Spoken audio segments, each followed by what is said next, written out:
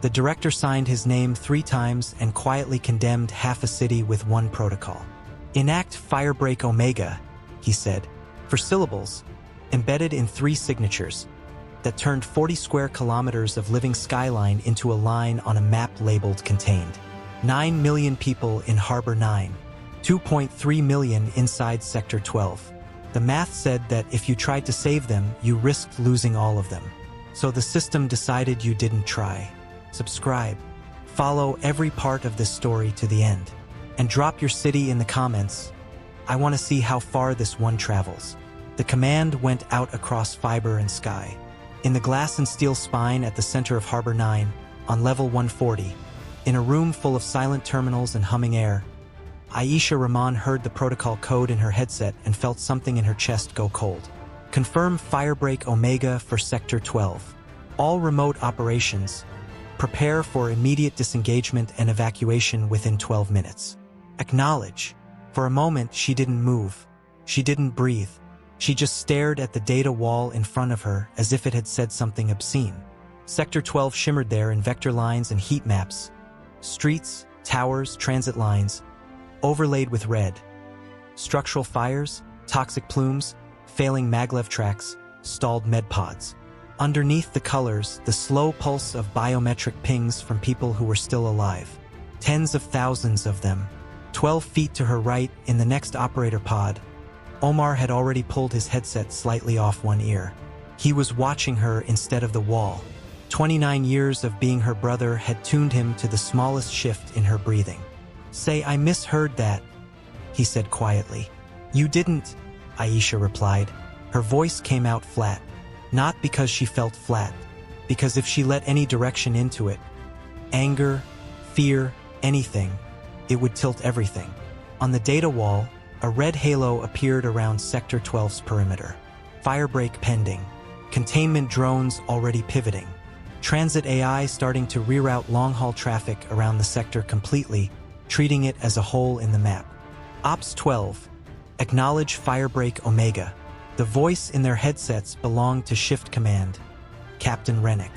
Good at logistics. Better at enforcing procedure than questioning it. To most of the room, his voice was just command traffic. To Aisha, right now, it sounded like a sentence. Her fingers flexed once above the console, then closed. The confirmation key waited under her hand. One press and her remote units, 32 rescue spiders, 9 heavy lift cranes, a swarm of guidance drones, would begin return-to-base sequences, abandoning the burning levels where she had been threading them for the last 3 hours. Abandoning the people she had been watching. In Tower 12/43, level 82, she had a visual on a daycare that had somehow remained intact. 34 children and 4 staff barricaded in an inner room while the fire ate the outer corridors. The environmental sensors in that room said they still had breathable air. In Transit Channel H3, a crippled maglev train sat 15 meters short of a platform because its AI had frozen in a safety fault. 72 passengers, power flickering. Her spiders had been working their way along the underside of the track, one carbon limb at a time, trying to drag a rescue bridge into place before the heat warped the rails past safe tolerance. In Medical Node 12 North, 2 trauma pods were offline but salvageable, their battery stacks intact beneath the smoke. Get to them and you could stabilize 20 criticals for airlift when the corridor reopened. Don't, and those 20 didn't make it to mid-morning. She knew those positions the way a surgeon knows a vascular map. Not abstractly, intimately, the way you know things when you have been staring at moving data for 3 hours with the particular kind of focus that makes you forget your own body exists. Ops 12, command repeated. Acknowledge protocol. That's a direct order. Omar's terminal showed a different piece of the same disaster. His patch, the logistics lattice that fed every automated firefighting rig, every drone, every hospital bay in the sector. He was watching the power graphs roll downward in Sector 12 as municipal AI began to obey the protocol, preparing to cut grid segments, shutting off water pressure to lines that crossed the firebreak boundary, preserving resource integrity for the rest of the city. If we confirm, Omar said slowly, we stand up, we walk out, and we watch Sector 12 go dark on a news feed. Yes, and if we don't confirm, he continued, We're already in violation of a citywide emergency protocol signed by Director Reeves himself. Yes. He was quiet for a beat. When he spoke again, his voice had that measured quality Aisha recognized from childhood. The one he'd learned at their mother's kitchen table, bent over puzzle maps and incident reports from disasters she'd made them study like bedtime stories. Firebreak Omega exists for a reason, Omar said. The doctrine says we don't send good money after bad. We don't keep pouring assets into a collapsing sector and lose the rest of the grid. I know the doctrine. But the doctrine, he went on, assumes the casualty zone is functionally lost. It assumes there's no way to meaningfully change the body count inside. It assumes that it's already a graveyard, Aisha finished. Yes, they both looked at the wall again. Sector 12 was many things. It was on fire. It was poisoned. It was failing. But it was not yet a graveyard. Not while she could see the biometrics pulsing from those buildings. Not while Omar's limited power reroutes were still keeping 3 hospital subgrids barely alive. Not while her spiders could still move. Command is seeing a macro risk, Omar said. Citywide failure if the grid drags down. They're not wrong about that. They're 40 kilometers from here, Aisha replied. They're staring at simulations. I've been watching actual numbers for 3 hours. I know exactly where the pressure points are and where they aren't. You think they're acting on incomplete information. I know they are, she said. Another ping in her headset. Rennick's voice, sharper. Ops 12, this is last call. Firebreak Omega is active in 9 minutes. Any unit not on return trajectory at that time will be locked out and logged as lost. Acknowledge now or be recorded as non-responsive. Non-responsive. Not insubordinate, not treasonous, just a fault in the log. A neat fiction the system used to avoid admitting that sometimes people heard the order and chose not to obey. Aisha put her fingertips back on her console. She could feel her own pulse there, tiny beats in her skin. Aisha, Omar murmured. I know. Court hearings. Black mark on our files. They'll strip our clearances. Maybe worse because this is Reeves's protocol. I know.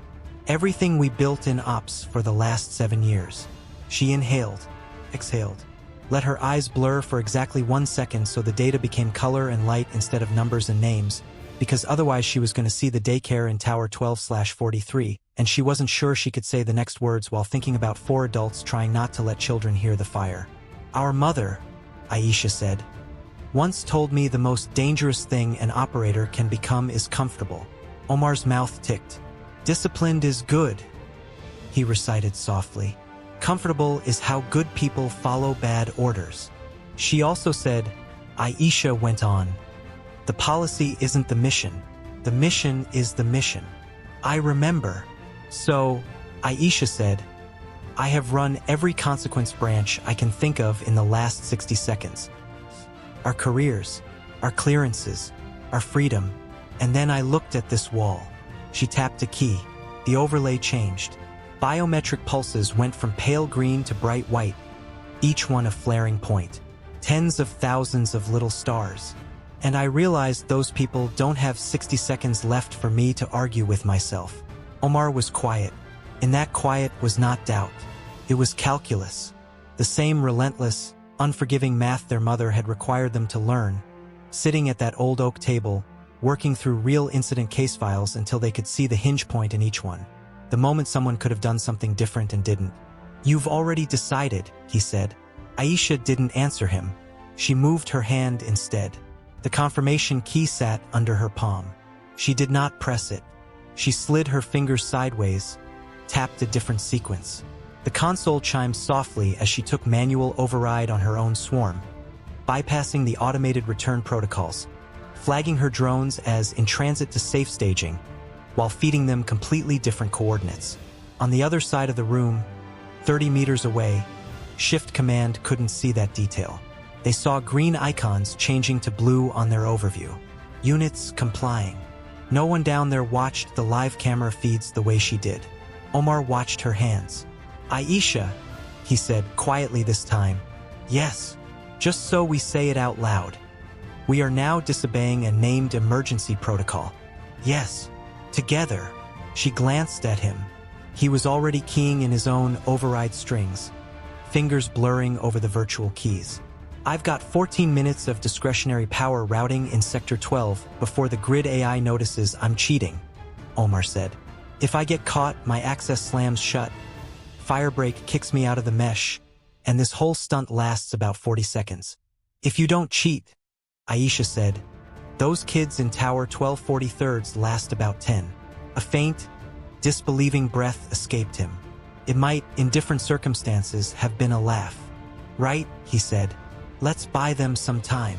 They didn't speak the decision. They didn't have to. That was the particular intimacy of being who they were to each other. Siblings separated by 11 months, raised by the same woman, trained on the same stories. There was a level past words where their thinking simply synced. Aisha pulled up the daycare feed. Her spiders, 6 small, soot-caked machines clinging to the external superstructure of Tower 1243, were 1 corridor away from the room. Between them and the door, a hallway that had already flashed over twice. The temperature readings made her teeth want to clench. She zoomed in on one spider's internal thermal buffer. The numbers did not make what she was about to do a good idea. She did it anyway. Unit S19 to priority route, she murmured into her mic. Override corridor 82C. Go. The spider obeyed. On the wall, it was just another icon crawling along a line. In the tower, it was a fist-sized chunk of carbon composite and smart gel dragging a cable of heat-reflective foil along a burning corridor, its little body smoking each time it skittered over an open flame. The foil unrolled behind it like a silver tongue. Enough of a shield, maybe, to keep a path survivable for small bodies. Omar cursed under his breath. What?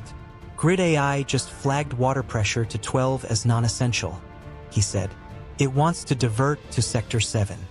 Firefront out there jumped 2 blocks. What's 7's population density? Lower than 12. Then you keep 12's pressure, Aisha said. Starve 7 if you have to. They've got more structural fire breaks. 12 is a warren. If the mains dry out there now, T-block goes flash furnace. That's against every model we've been given, I know. He hesitated exactly 1 heartbeat. Then he overrode the AI and locked the pumps. Pressure stays in 12, Omar said. We're stealing from 7. I'll apologize to their ops lead later. If everyone lives, Aisha said, you can fight about the models all you want. In Sector 12, water hammered through pipes that Doctrine said should already be cooling elsewhere. Sprinklers came alive 2 floors above the daycare corridor, buying S19 another 30 seconds to drag its silver tongue the last sterile meter. Ops 12. Rennick's voice again. Status. Aisha hit her transmit key without looking away from the wall. Return to base in progress, she said, which was technically true for 3 of her non-critical drones. She'd sent them skittering toward the edge of the sector as decoys. Grids aligning for Firebreak, Omar added smoothly. Minor delays in Sector 12 due to legacy infrastructure. ETA on full cutoff, 8 minutes. There was a pause on the line. The kind of pause that said Rennick was thinking, not yet suspicious but not entirely happy. Understood, he said finally. Director Reeves wants Omega hard by the 12-minute mark. Do not miss it. Copy, Omar said.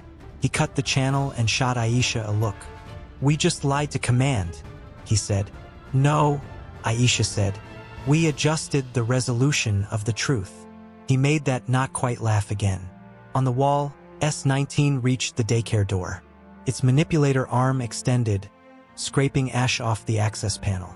The internal cameras gave Aisha a glimpse through the tiny window. Wide child eyes, 1 adult face, smoke haze. She sent the unlock command. For a second, nothing happened. Then the door cracked open. Tiny hands grabbed the foil path, testing it. One of the staff squeezed her shoulders, squared herself, and began ushering children out, duck walking them low along the flickering corridor. Come on, Aisha whispered under her breath. Come on, come on. How many? Omar asked. 38, she said. If they move. Other places on the wall began to pulse with new urgency. Transit Channel H3's maglev train had just lost half its remaining power. If it dipped below minimum environmental threshold, the CO2 scrubbers would shut down. Medical Node 12, Northa's battery stacks ticked closer to their fail window. And far above all of that, on a different screen in a different room, Director Kellen Reeves watched a macro simulation of Harbor 9's grid stability and told himself he was not playing God. He was just doing math. Status on Firebreak Omega? He asked without turning. His adjutant, a thin man whose name Reeves had never bothered to learn properly, glanced at his slate. Sector 12 pre-cutoff is complete, Director, the adjutant said. Water, power, and transit reroutes are in motion. Ops 12 reports units returning to base. We're on schedule. On schedule. Not safe. Never safe. Safest. Reeves let his eyes stay on the simulated grid instead of the map of casualties. You could drown in individual dots if you let yourself. You could forget the other 9 million. The models are still holding? He asked. Yes, sir. Firefront in 7 is worse than we projected, but resource availability is within tolerance. Firebreak remains the least bad outcome. Least bad. He had built a career on being the man willing to say those words out loud. He had also built a lot of quiet enemies that way. Proceed, he said. Log any non-compliance in ops as system fault for later review. Back on level 140, the room around Aisha and Omar was beginning to empty. Operators whose sectors were outside 12 were rotating off shift, stretching, talking in low voices about the smoke trails on the horizon. 2 desks down, Marquez from Ops 9 glanced at them. You two not out yet? He called. Grid lag in 12, Omar said without missing a beat. You know how old their pipes are. I swear half that sector is still analog. Marquez snorted. Lucky you. I got a clean shutdown this time. No screaming. He meant it as a joke. He didn't know that in Aisha's headset. There had been screaming once 3 years ago, from a different sector, the last time Reeves had signed a firebreak order and she had obeyed it. Her mother had sat her down that night and asked, in that same quiet voice she used for puzzle maps, where do you think the hinge point was? And when Aisha had given a by-the-book answer, her mother had just looked at her. Try again, she'd said. Now, Aisha watched 38 white pulses move along a jagged line on the wall, from the daycare to an emergency stairwell, following a dying spider that was shedding molten gel with every centimeter. S-19's internal temp alarms went from yellow to orange to red. It would not make it back. She did the math anyway. Transit, she said, switching channels. This is Ops 12. I need emergency access on stairwell 12/43B. Levels 78 through 90. Override all lockdowns. A board-sounding controller came back. Negative ops. Stairwell 43B is in a firebreak zone. All doors are hard-locked. There are 38 children on that stairwell, Aisha said. Your firebreak can wait 30 seconds. That's not how.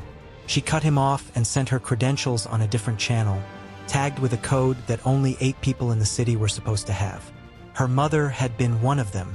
Her mother had also been one of the people who designed Firebreak Omega. The override went through. On Omar's board, a dozen red lock icons flipped to green. Walk them down, Aisha murmured. Keep going, keep going. Omar shifted. His whole posture tightened. Grid AI just pinged me, he said. It saw the pressure hold I'm doing. It's asking for justification. Give it one, Aisha said. It wants a model. Give it a lie, she said. Tell it a feed line in 7 is compromised and 12 is actually higher priority for distribution. That will cascade into 3 more checks. Then answer 3 more checks, she snapped. He looked at her. She took a breath. I'm sorry, she said. I know you're juggling 15 plates just to keep my spiders alive. You're not wrong, he said. Just rude. His mouth twisted. I can live with rude. He started typing. For 4 minutes, the two of them and the city's AI danced around each other in a war of angles and tolerances. Omar forged fault reports, invented maintenance tickets 3 weeks old, fabricated priority flags that put Sector 12's mains at the top of a list they did not belong on. The AI, for its part, suggested alternative routings, reminded him of doctrine, tried to rebalance his theft. He shifted things just enough to appease it, not so much that the stairwell went dark. By the time the kids from Tower 1243 reached level 20, well below the worst of the smoke, the water pressure finally dropped. The AI won that round. It didn't matter. The hinge point had already swung. Stairwell clear? Omar asked. Clear, Aisha said. On her wall, 38 white pulses spilled out into an underground transit hub packed with other dots. For the first time in 80 minutes, she let herself lean back in her chair. Okay, she whispered. Okay, that's one. How many more? Omar said. She switched overlays. Transit channel H3, medical node 12 north. A cluster of residential blocks on the sector's east side where the wind forecast said toxic plume concentration would spike in 22 minutes. All of them, she said. They had 7 minutes before Firebreak Omega's official cutoff. They worked like people who had decided time was not allowed to be the limiting factor. In the Valley of Harbor 9, at ground level in Sector 12, Sergeant Ria Das had spent the last 4 hours doing something the city had not designed her to do. Survive without supervision. She was paramedic by training, squad lead by necessity, and whatever this was by circumstance. 30 people, some half-trained, some not trained at all, moving through a sector that was slowly being carved off the city like a tumor. Her medband crackled in her ear. Central just went dark. One of her techs reported. No route updates, no drone pings, nothing. Firebreak must be close. Ria swore softly. Copy, she said. We do it the old way then. Eyes up, feet down. She had been using the city like a partner all night. Following dynamic reroutes, letting drones scout ahead, trusting the grid to tell her which streets were still good. Now the grid had apparently decided 12 was not its problem. She ducked under a hanging cable, motioned her people forward toward an open plaza that might still be clear. The text on her wristband flickered. A message pushed itself across her screen in stark white text that did not belong to any routing protocol she knew. Hold position. Do not enter plaza. Camera feed compromised. Trust me. She stared at it. Who the hell? On the far side of the plaza, a 10-story hollow board crashed down into the pavement exactly where they would have been walking, throwing sparks and glass in every direction. Ria stopped moving for half a second. Then she looked up at the nearest public sensor pod, a black lens in a soot-smeared housing. Okay, she said aloud. Whoever you are, I'm listening. The text changed. Staff Sergeant Ria Das. This is Ops 12. I'm still here. The words made something in her chest do a strange, painful little twist. Firebreak should have cleared you out 10 minutes ago, she muttered. Not yet, came the reply. I have 6 minutes. How many with you? She glanced at her line. 31. There's an underpass 2 blocks east. Sending markers. Stay low. Move on my signal. For tiny lights appeared in her vision. AR overlays dropped directly into her field by a system that should not have been talking to her anymore. Ria took a breath. Okay, Ops 12, she said. Let's see how long you can break the rules. She moved. Ria moved. Her squad moved with her, boots slapping on cracked pavement, masks rattling as they adjusted seals against the gray air. The AR markers Aisha had dropped into her band's field of view bobbed ahead like tiny fireflies. Turn here, not there. Under this arch, not that one. Wait 3 seconds while a transit drone screamed blind across an intersection above their heads and buried itself in a tower in a shower of sparks. How are you doing that? Ria muttered, more to herself than to the sky. Her band answered anyway. City has eyes, Aisha's text said. Someone just has to pay attention. What's your name? Ria asked, dodging a burned-out scooter that still smelled faintly of melted plastic. Aisha. Omar too. Ria guessed. Your grid lag friend? A beat of silence. Then, you're wasting oxygen. Sergeant. Ria smiled, a brief feral baring of teeth behind her mask. Copy that, Ops 12, she said. Just wanted to know who I'm arguing with when this is over. The underpass Aisha was steering them toward yawned ahead. Concrete ribs, old graffiti half-eaten by soot, puddles of something that wasn't just water. The air curled in around them, colder and thicker. Omar watched their biometrics spike as they crossed an invisible line in Sector 12 sensor grid. Heart rates, respiration, cortisol levels. Underpass ventilation is trash, he said. I'm seeing particulates at 900 ppm, I know, Aisha said. Can you give them fans? With what power? Omar shot back. Steal it. We already took water from 7. You want me to start dimming their lights so I can blow air on? Yes, she said too sharply. He looked at her. She took a breath. 7's got redundancy on their recirc, she said calmer.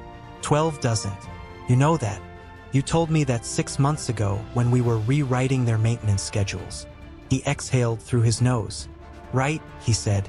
Okay, give me 30 seconds. He dove back into the grid interface. Harbor 9's municipal AI was already irritable with him, a mild anthropomorphism but useful. His last 3 overrides had triggered internal review flags. He could feel the system's algorithms probing at his justifications, looking for inconsistencies. He gave it one more. Route T12 UX 45 he tagged. Critical infrastructure ventilation fault. Priority override. Technicians en route. The AI hesitated. It did not feel hesitation, but there was a microsecond lag as its submodules recomputed risk trees. Then it shifted. On the wall, a line of power reallocated itself. 3 tower lobbies in Sector 7 went dim as emergency lighting took over. In Sector 12's underpass, for ancient fans shuddered, coughed dust, and began to turn. Rhea felt the air move. Nice, she said under her breath. Whoever you are, I owe you a drink. Noise levels say they can't hear you, Aisha texted, but I'll take the drink. Rhea snorted. Get us out of this and you can have the whole bar. 3 minutes to Firebreak. Maglev H3, Aisha said. We have to hit it now. Omar pulled up the train's feed. It hung as a dark bullet in the tunnel, just short of the platform. 72 people inside, outlined in faint blue from their wearable devices. The train's AI had frozen mid-fault, defaulting to a hard brake when the system upstream had started pushing conflicting commands. Transit will not love us for this, Omar muttered. Transit can file a complaint after the fire, Aisha said. Can we nudge H3 to the platform? Not directly, he said. Brakes are locked, but I can roll a maintenance drone onto the track and give it a shove. Maybe. How much maybe? 40%, he said. That's not enough. 40% it reaches the platform, he clarified. 55 it moves at all. 5 it derails and we inherit 72 new criticals in a tunnel we can't reach. Aisha watched the tiny blinking icons inside the train. Children, adults, someone in a wheelchair, a pregnant woman 3rd trimester by the biometric pattern. There are 72 hinge points in that car, she said softly. Omar heard the tone. He didn't argue with the math. He opened a maintenance channel. Transit ops, this is grid 12, he said. I'm sending M9 onto H3's line. Negative, grid 12. Came a voice immediately. We've locked out that track for Firebreak. No unauthorized units. We're already in Firebreak violation territory. Omar cut in. We can litigate later. Right now, your train is sitting in a heat sink. When Omega hits, your AI is going to decouple those cars and write them off as local fatalities. Silence. Then, more quietly, I know that. Then give me M9, Omar said. A long breath on the other end. You're going to get both of us fired, the transit controller said. That's better than 72 funerals, Omar replied. Fine, the controller said. You have 5 minutes of manual on M9. Use them well. Copy. He killed the channel and drove the maintenance drone. On Aisha's wall, the train schematic sprouted a new icon. A blocky, tracked vehicle rolling out of a service bay half a kilometer down the tunnel. Angle? Aisha asked. Shallow, Omar said. If I hit it dead on, I'll spike the D-cells past safety and the AI will fight me. I have to make the system think this is noise, not intent. Can you? He smiled, humorless. You remember when we were 13 and you wanted to get into the house after curfew without triggering the noise sensor on the door? No, she lied. You calculated the exact hinge angle where you could push it fast enough for momentum to carry it but slow enough that the sensor didn't register? She remembered the diagram she'd sketched on a napkin.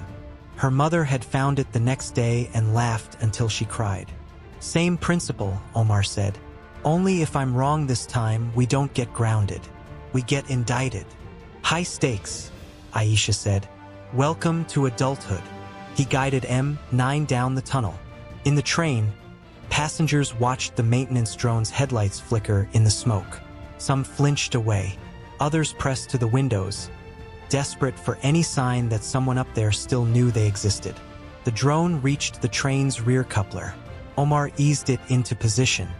Here we go, he murmured. He feathered power. M9's tread spun, found grip, pushed. The train shuddered.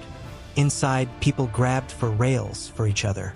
The AI woke just enough to complain, issuing a cascade of error alerts as forces hit sensors it had not requested. Omar whispered apologies to it in his head. It's okay, he said under his breath. This is just noise. Pay no attention. 2 meters, Aisha said, watching the distance readout. 1.6. 1.2. The edge of the platform crept toward the train in centimeter increments. If they stopped now, the gap would be survivable, with rope, with luck, with good knees. She didn't want luck. She wanted something they could count on. 40 centimeters, she said. 30. 20. The AI threw a fit. It didn't like aftermarket shoves. It slammed the brake routines again, hard enough to make M9's motors whine. Omar gritted his teeth. Come on, he whispered. Just a little more. 10 centimeters, Aisha said. 8. 6. The train's nose kissed the platform limiter and tripped a physical contact switch no software could argue with. The doors unlocked. Stop, Aisha said. Omar cut power to M9. He sagged back. On the platform, emergency latches popped. Someone inside forced the doors fully apart. People spilled out into air that was not much cleaner but felt like deliverance. Aisha watched the icons on the wall spread out from the train like a spill of blue ink. Okay, she said softly. Okay, that's 2. Medical node 12 north? Omar asked. Battery stacks fail in 4 minutes, she said. I can get 3 spiders there in 2. Do it. She moved them. Tiny machines crawling through ventilation ducts, skittering across exposed beams, carrying with them the ability to turn 20 critical patients from names on a casualty projection into people who could do rehab exercises in 3 months. 2 minutes to Firebreak. On the far side of the city, in the high tower where Reeves and his adjutant watched their simulations, a new alert flashed on the director's board. Ops 12 non-compliant. Reeves frowned. Explain, he said. The adjutant looked nervous. Sir, it appears Operator Rahman's drones are still active within the Firebreak perimeter, he said. Grid logs show multiple manual overrides. Manual, Reeves said. Omega requires full automation. Yes, sir. That's why the log flagged it. Who authorized the overrides? The adjutant swallowed. Her brother, sir. Omar Rahman. Grid engineer. He's been holding pressure and power levels in 12 outside of doctrine thresholds. Reeves stared at the data. He saw underpass fans spinning. Water lines to 12 still open when they should have been diverted. A maglev train's error log full of external pushes. His jaw set. Why am I just hearing about this now? He asked quietly. The AI logged compensatory actions, sir, the adjutant said. It's only when the cumulative deviation crossed 3% that the anomaly threshold. Reeves raised a hand. He didn't need excuses. He needed truth. What's our projected casualty differential if Omega proceeds without their interference? He asked. The adjutant blinked. Sir, run it, Reeves snapped. Model A, pure protocol, no Ops 12 anomalies. Model B, current observed actions extended to cutoff. I want numbers. The adjutant's fingers flew. 2 graphs bloomed in the air. Casualty heat maps layered over Sector 12, red and orange and black. Model A, pure firebreak. Projection, 182,000 dead. Model B, firebreak with Raman anomalies. Projection, 131,000 dead. 51,000. Reeves looked at the delta. 51,000 human beings. He had once told himself that, in a city of 9 million, you could not afford to think in individuals. You had to think in flows and sums and tolerances. Right now, 51,000 did not feel like a sum. Felt like an accusation. "Sir?" the adjutant said. Reeves could already feel the shape of the argument forming in his own head. Procedure. Precedent. If you let one set of operators freelance during Omega, you shattered the integrity of the whole doctrine. Next time, someone disobeys a firebreak order for fewer lives, for the wrong reasons, and points to this incident as justification. He had spent 20 years building a system that tried to protect the many, not the few. And 2 operators had just proved that his system had a blind spot the size of 51,000 people. He closed his eyes for exactly 1 second. When he opened them, the graphs were still there. "Time to Omega?" he asked.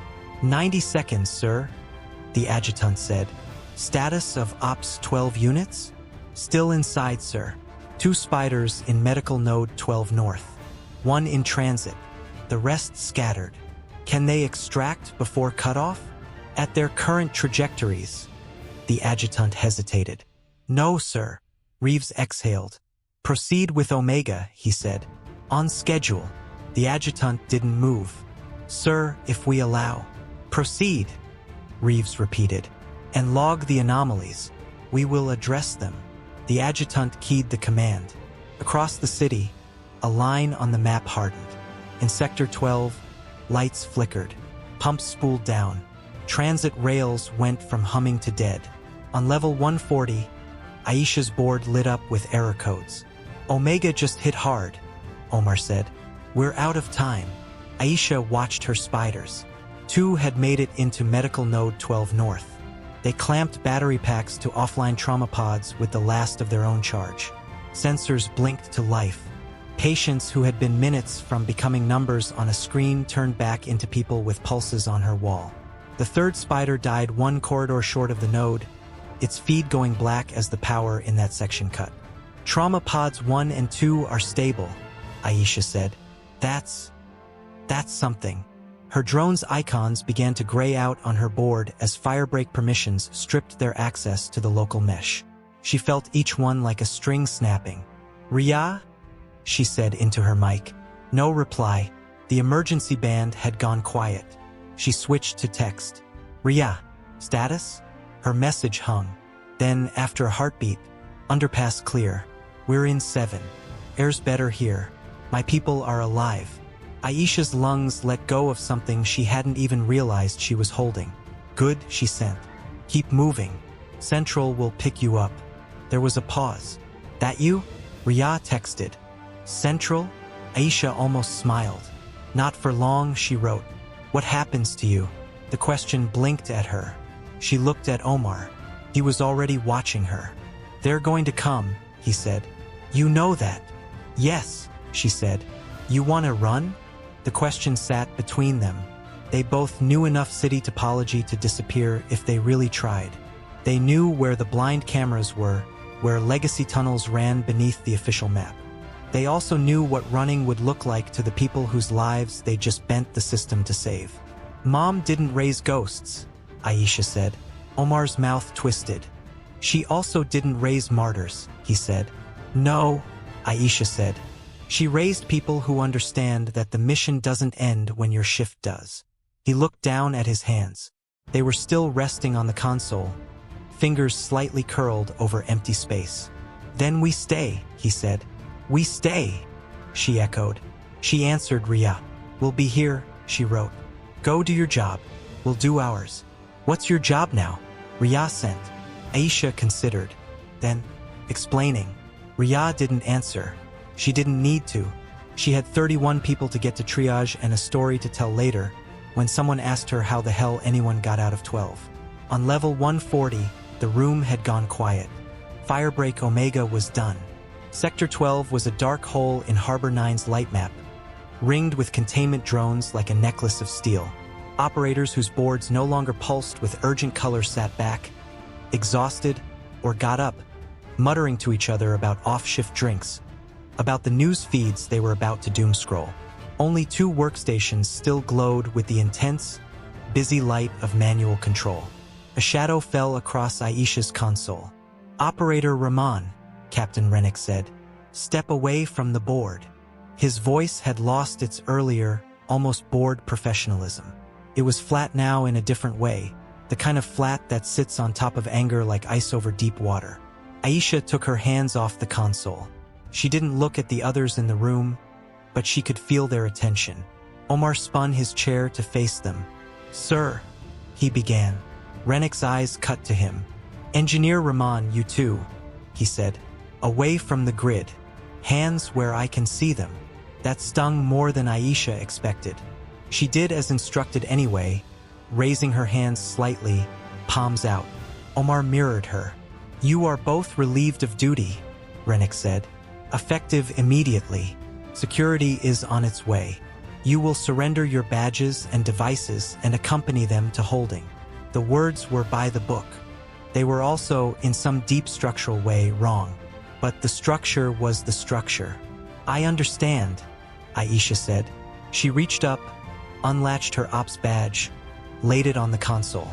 It looked small there, insufficient to the morning. Out of the corner of her eye, she saw movement. Marquez, 2 desks down, was half standing, his mouth open as if he were about to say something. He closed it. He sat back down. The room stayed silent. Security arrived 4 minutes later. They took Aisha and Omar's devices, scanned their hands to lock them out of the grid, and walked them out of level 140 in procedural formation. 1 guard in front, 1 behind, 1 on each side. On the way to the elevator, they passed a glass wall that looked out over the city. Harbor 9's skyline was smudged with smoke. Sector 12 was a shadow. "Don't look," Omar murmured. "I have to," Aisha said. She let herself see it. Not as a puzzle, not as data, as a wound.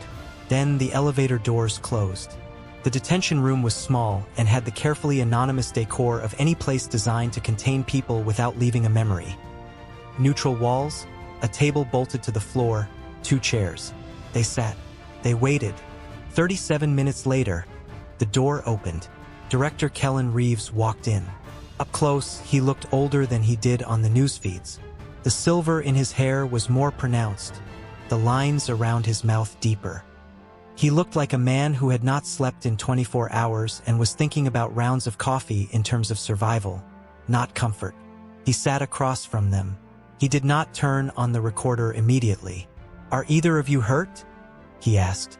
It was not the question Aisha had expected. "Not physically," she said. "Emotionally?" he asked. Omar made a short, disbelieving sound. "Is that on the incident form now?" he said. Reeves's mouth almost moved. Then it settled. "I'm asking," he said, "because I'm about to activate an official inquiry recording that will define the next months of your life. And I want to know how you're walking into it." Aisha looked at him. There was a version of this conversation where she spat all the words she had been swallowing since Firebreak Omega first crackled in her headset. Another version where she played meek, hoped for leniency. Neither of those versions would be honest. "We're exhausted," she said. "We're aware of what we did. We're aware of the doctrine we violated. And we're aware of how many people are alive right now because we did it." Reeves held her gaze. "Do you have an estimate?" he asked. 50,000, give or take," she said. "Your model says 51. I assume your model is better than mine." His eyes flickered. So he had seen the delta. He reached forward, tapped the table twice. The embedded recorder chimed softly. "This is Director Kellen Reeves," he said. "Emergency Operational Inquiry. Subject, Firebreak Omega implementation in Sector 12, Harbor 9. Interviewing, Operator Aisha Rahman and Grid Engineer Omar Rahman. Time stamp." He recited the timestamp, the procedural boilerplate. Then he asked the first official question. Did you receive the Firebreak Omega protocol notification for Sector 12 at 8:14 Hawaii Standard Time? Yes, Aisha said. Did you understand the nature of that protocol and the expected operator response? Yes. And did you comply with the directive to disengage and return all active units to base within 12 minutes? She did not look away. No, she said. Silence hummed in the room. Reeves's jaw moved once. A small shift. Explain, he said. So she did. Not with excuses. Not with drama. With detail. She walked him through the daycare in Tower 1243, the heat maps, the spider route, the foil, the underpass and the fans, the train, the medical node. Every hinge point she had seen and chosen to push on. Omar added the grid overlays, the lies he told the AI, the pressure reallocation, the maintenance tickets he forged. Reeves took it all in. The recorder listened. At one point, he held up a hand. At 8:23, he said, "You accessed an override code that should not have been in your clearance set." How? Aisha knew this one was going to come up. She had decided, 5 minutes into this, not to lie about it. "My mother helped design Firebreak Omega," she said. "Dr. Aisha Rahman. You know that." Reeves nodded. She believed the system needed what she called human brakes. Aisha went on. Places where a person who actually understood a local situation could slow the machine down if it was about to do something it shouldn't. Reeves's eyes narrowed. "I'm aware of her memos," he said. "They were controversial. They were mostly ignored," Aisha said. "But a few early builds of the system kept hooks for manual intervention. Different cities patched them out or didn't. Harbor 9 left one in for legacy compatibility.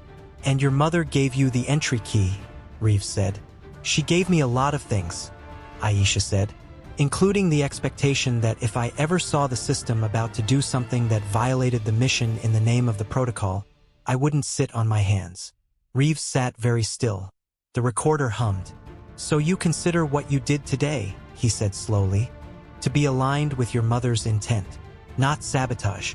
Not rebellion. Correction," Aisha said. "And yes, aligned." He looked at Omar. "And you?" he asked. "Do you share that view?"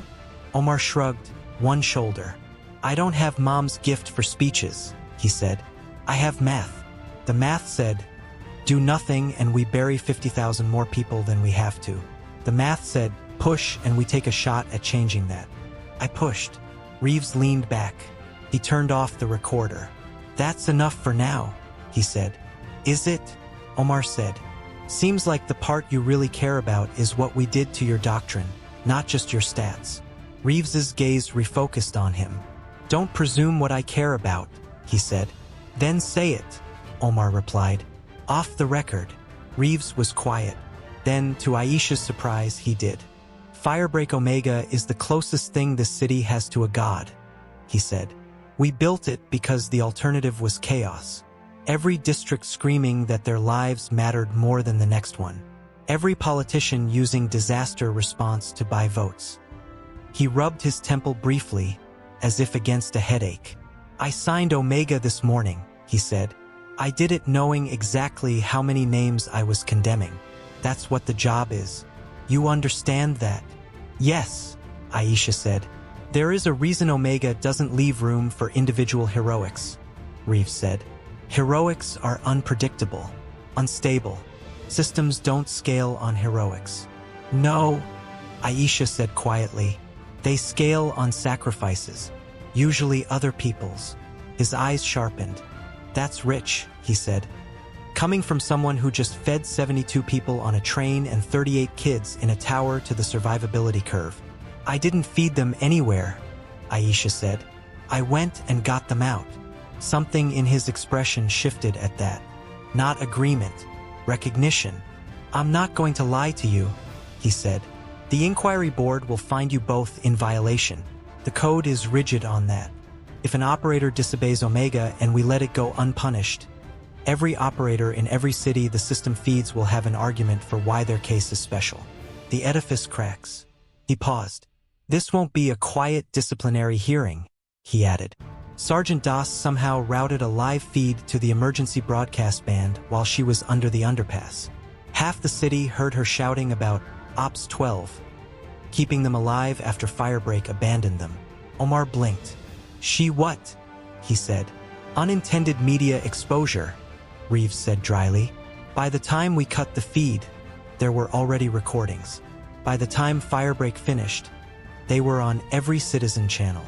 He glanced at Aisha. People know your call sign now, he said. They don't have your name yet. They will. Aisha felt an odd, almost disembodied sensation. She had spent her entire career invisible by design. You don't sound happy about that, Omar said. I'm not, Reeves said.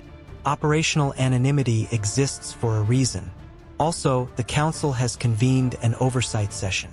They want someone to explain why the Cataclysm protocol they signed off on was apparently modified in real time by 2 mid-level technicians with legacy keys. Mid-level, Omar muttered. Aisha nudged his ankle under the table. What happens next? She asked. Next, Reeves said, you get counsel. You have a formal hearing. You are almost certainly censured, possibly stripped of your clearances, possibly, though I will argue against it, terminated from municipal service. The board will be under pressure to make an example of you. And you? Omar asked. What do you do? Reeves looked at him. Then slowly he smiled for the first time. It was not a warm smile, but it was real. I reread your logs, he said. Every line, every override, every spike you let the AI see and every one you hid. And then I decide how much of that I can afford to admit was justified. He stood. I will be called to testify, he said. On the record, I will defend Firebreak Omega. I will say the same thing I said when we implemented it, that the protocol is sound for the majority of cases. And off the record? Aisha asked. He hesitated. Off the record, he said. I will admit that your mother was right about one thing. Only one, Omar said. Operators need a way to tell the system when it's blind, Reeves said. He opened the door. Get some rest, he said. You'll meet with your advocate in the morning. The council doesn't move as fast as the grid, but they move. He left. The door closed behind him with a soft click. For a long moment, Aisha and Omar sat in the silence he left. Then Omar said, Do you think Mom is watching this somewhere and cackling? Aisha let out a breath that might have been a laugh. Mom doesn't cackle, she said. She says, I told you so in footnotes. News of Ops 12 traveled faster than any official memo. Clipped recordings of Riyadh's underpass feed, breathless, half-shouted updates, the occasional barked curse, the words, Ops 12, stay with me, don't you quit on me now, circulated across Harbor 9's local nets before the smoke in Sector 12 had even fully settled. Someone mashed those clips up with simulation overlays leaked from inside Ops. Red casualty heat maps, gray firebreak voids, and, over them, little white pulses that refused to go dark. They called the edit the breakers. It went viral. By the time the council convened its oversight hearing 3 days later, there were protest signs outside City Hall. Someone stayed, read one. Save the breakers, read another. Inside, the chamber was cool and formal and full of cameras.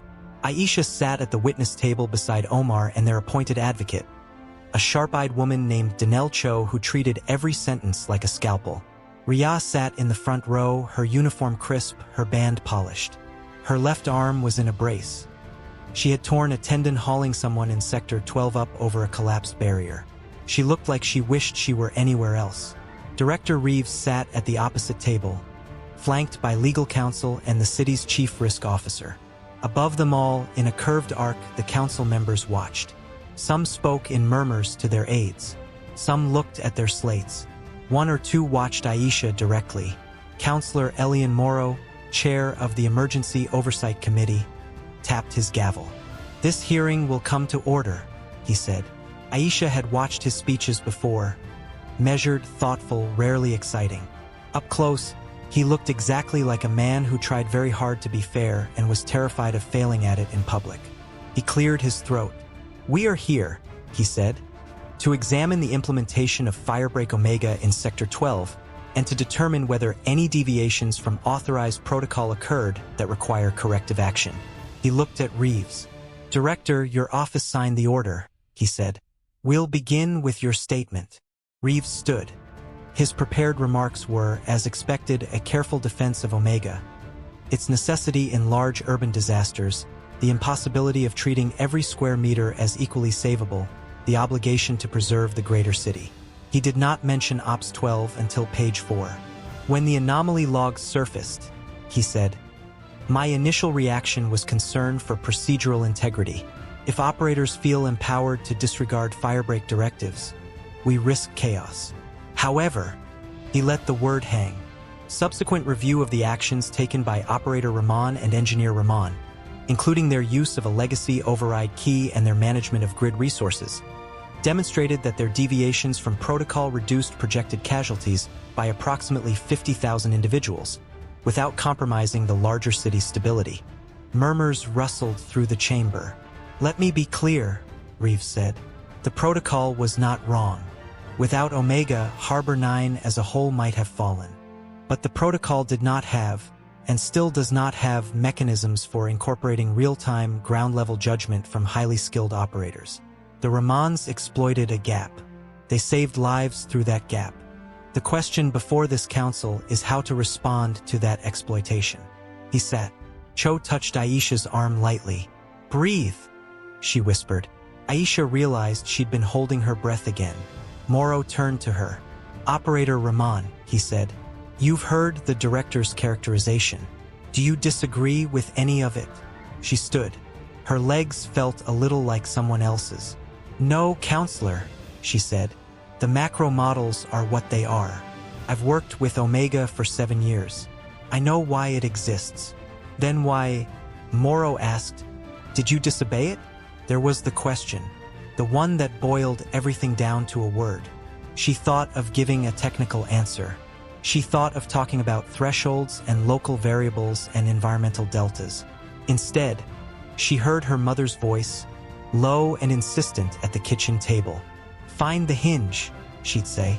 "Then ask which way you can push." "I saw hinge points," Aisha said simply. "That's not a technical term," one of the other counselors muttered. She ignored him. "Sector 12 wasn't a uniform burn," she said. "There were pockets where small pushes would translate into massive changes in outcome. The daycare, the train, the medical node. Omega's models couldn't see those in time. I could." She gestured loosely toward Reeves. "Director Reeves had to think in millions," she said. "That's his job. Mine is to think in dozens, sometimes hundreds. When I realized that Omega was going to erase thousands of people in situations I knew how to change, I tried to change them. Even at the risk of destabilizing the wider grid," another counselor said. "Yes," she said, "because sometimes the risk of not acting is larger than the risk of acting." Morrow steepled his fingers. "Operators are not meant to make that call," he said. "That is why Omega centralizes it." "Respectfully," Aisha said, "someone made that call this morning whether I acted or not. If I had obeyed Omega, I would still have participated in that choice. I just would have done it passively." Silence. Counselor Imani Hall, who had been quiet, leaned forward. "Sergeant Das," she said, "you were in Sector 12 during Firebreak. Would you approach, please?" Ria shot Aisha a quick look, then stood and moved to the side microphone. "Sergeant Ria Das, City Medical Corps," she said. "You went into 12 before Omega and remained after," Hall said. "Did you receive support from Ops during that time?" "Yes, ma'am," Ria said. "First from Central, then from someone who identified as Ops 12. "Describe that support," Hall said. Ria did. She talked about the warning not to enter the plaza, about the underpass markers, the fans, the way her band kept updating with paths that weren't in the old maps. At one point, she stopped and swallowed. "The thing is," she said, looking up at the council, "after Omega hit, all my other channels went dead. Central, transit, grid, everything. We'd been told to expect it. We knew what Omega meant. And," Hall prompted gently, "and someone stayed," Ria said. "Someone kept talking to us, kept steering us. We could hear the Firebreak boundaries snapping shut in our ears, and Ops 12 just kept going." Her voice thickened. They didn't say much, she added. No speeches. Just turn here, duck now, wait 3 seconds. But those 3 seconds were the difference between my people getting crushed and my people getting out. That matters. Sergeant, another counselor said, do you think what Ops 12 did should be standard practice?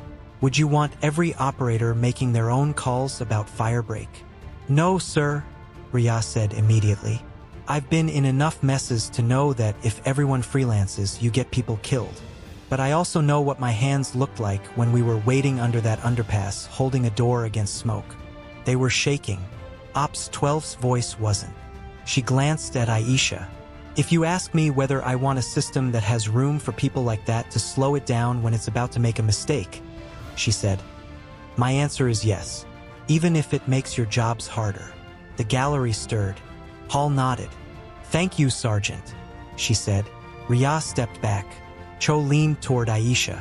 They're not going to acquit you, she murmured. But they're not going to crucify you either. How do you know? Omar whispered. Because Reeves is here, Cho said. And because half those counselors see votes when they look at those protesters outside. Morrow banged his gavel lightly for order. The council has heard sufficient testimony for today, he said. We will deliberate in closed session and issue findings within 48 hours. He paused. In the meantime, he added, Operator Rahman, Engineer Rahman, you will remain under administrative separation. Your access to the grid remains suspended. But you are not, as of this moment, under detention. A small, controlled exhale escaped Aisha. Don't thank him, Cho muttered. He's not doing this for you. He's doing it for optics. But it still means you get to sleep in a real bed. I wasn't going to thank him, Aisha said. She looked at Rhea instead. The medic lieutenant. She just noticed the new stripe, gave her a short, awkward salute. Aisha inclined her head in return. Outside the chamber, the air tasted like recycled conditioning instead of smoke, but the city's pulse still felt off. They stepped into the lobby. A small crowd had gathered there too. Press, staffers, a scattering of civilians. One of them stepped forward. An older woman, lines on her face like maps. A kid peeking out from behind her skirt. Aisha recognized her from the daycare feed. The staff member who'd ushered kids along the silver foil. She was wearing civilian clothes now. The kid had a sticker on their sleeve. A little spider drawn in black ink. Are you? The woman began. She stopped, tongue tripping over the question. Aisha could have lied. Could have said, we're just here for the air, and let anonymity swallow this moment. She didn't. I'm Aisha, she said. This is Omar. The woman's eyes shone. My name is Senna, she said. This is Noor. The child lifted a hand, small fingers fluttering. Hi, Noor said. Hi, Aisha said. There was a long, awkward beat. Then Senna said, very simply, thank you. She said it like it was heavier than any policy. Aisha held that weight. You walked them, she said, down that hall. You did that. I couldn't have, Senna said. If someone hadn't laid the path. She touched the sticker on Noor's arm. They drew that, she said. Said it was their little friend. Omar choked on a laugh. That spider cost the city about 400,000 credits, he said. I'm glad it made an impression. Noor grinned. Spider was on fire, they said cheerfully. But it kept going. Aisha swallowed. Yeah, she said softly. It did. The council's findings came 2 days later. They weren't surprising. Technically guilty. The language was precise. Willful deviation from established emergency protocol during execution of Firebreak Omega, with mitigating circumstances. Sanctions, reduction in grade, formal censure on permanent record, loss of high-level override access for a period of 5 years. No jail. No termination. Omega remained in place. But the last page of the findings contained something no one had fully expected. Recommendation: formation of an independent operator review board to evaluate the integration of real-time operator judgment into future updates of Firebreak protocols. Informally, people started calling it the Rahman board. Reeves did not coin the name. He did, however, sign the charter. He showed up in the small conference room on the day the board convened for the first time, a stack of old memos under his arm. Aisha Rahman's proposals. He set them on the table. "This is where we start," he said. Aisha looked at the papers. Her mother's handwriting curled across the top of the first page in neat, uncompromising strokes. Operator discretion. Necessary evil or necessary good. Omar made a soft sound. "Mom's going to haunt this room," he said. "Good," Reeves said. "Maybe we deserve it." He looked at them. "I won't pretend I'm comfortable with what you did," he said. "I also can't argue with 50,000. So we're going to do what systems do when reality disagrees with them. Patch," Omar suggested. "Evolve," Reeves said. Months later, on a wind-scoured balcony high above Harbor 9, Aisha stood with her back against the railing and a cup of too-hot coffee between her hands. Sector 12 was not healed. It might never be, but it was no longer a void. Reconstruction lights glimmered where blackness had been. New towers, slightly different shapes, rose where old ones had fallen. Down there, somewhere, kids were drawing spiders in their schoolbooks for show and tell. Behind her, the sliding door opened. Omar stepped out, shoulders hunched against the wind. "They approved the first batch of operator triggers," he said. "Conditional, experimental, limited to 5 sectors." "Let me guess," she said. "Not 12. He smiled faintly. "No," he said, "but 9 and 7. And, because someone on the council has a sense of irony, 3. The one we piloted Firebreak on 8 years ago." She sipped her coffee. "Mom would be pleased," she said. "Mom would say, 'I told you so,'" Omar said. In a 40-page white paper. They stood there a moment side by side. "You ever regret it?" he asked quietly. "What we did," she thought. About level 140. About the daycare. About Riyadh's underpass. About the hearing, the demotion, the sideways looks in the ops room from people who didn't know whether to treat her like a hero or a cautionary tale. "No," she said. "Not once." "You?" He shook his head. "Only that we couldn't do more," he said. "But that's every day." They fell silent. Far below, Harbor 9 moved. Trams crawled along rebuilt lines. People crossed streets at very human speeds. Systems hummed. Somewhere in the mesh, Firebreak Omega's updated code sat waiting for the next time the city caught fire. This time, though, there were hooks in it. Places where a human hand could reach in and say, "Wait, look again. Find the hinge. Push." "You know," Omar said, "if you keep staring out over the city like that, people are going to start thinking you like it up here more than in front of a console." She smirked. "Give it time," she said. "Level 140 has better coffee." He bumped her shoulder with his. "Come on, Captain," he said.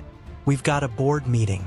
And then, if you behave, I'll let you argue with the AI about resource allocation for fun." "Demoted Captain," she corrected. "For now," he said. They went inside. The door slid shut behind them. The city went on. And somewhere in its veins, in the way water pressure shifted and power lines flexed and emergency routes lit up a fraction of a second faster than they used to, was the quiet, undeniable record of 2 people who looked at a choice that cost them everything and made it anyway. No plaque would ever say their names the way their mothers did. No algorithm would ever really understand why they did it. But the math was simple. It had always been simple. It had only ever been a question of whether someone had the courage to do it. And on the morning Firebreak Omega came for Sector 12, in the 12 minutes between the order and the cutoff, Aisha and Omar Rahman answered that question. Without hesitation, without regret, and without once, not even for a heartbeat, looking away from the wall.